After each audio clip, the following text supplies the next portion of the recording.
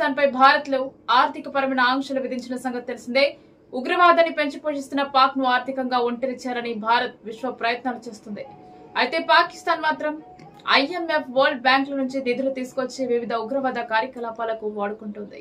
Financial action task force లో పాకిస్తాన్ ను grey list లోకి పంపిస్తే ఆ దేశం ఉగ్రవాద దేశంగా పరిగణిస్తారు. ప్రపంచ దేశాలు, అంతర్జాతీయ సంస్థలు ఆ దేశానికి సాయం చేయడం ఆపివేస్తాయి.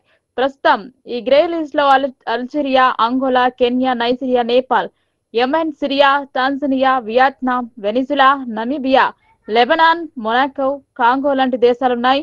పాక్ ను ఈ లిస్టులోకి పంపిస్తే ప్రపంచంలో ఏకాకిని చేయొచ్చని భారత్ భావిస్తోంది.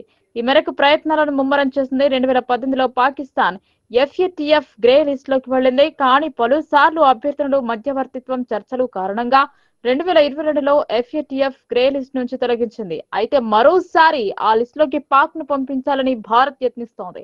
ఈ మేరకు వరల్డ్ బ్యాంక్, IMF, FATF అధికారులతో సంప్రదింపులు జరుపుతోంది.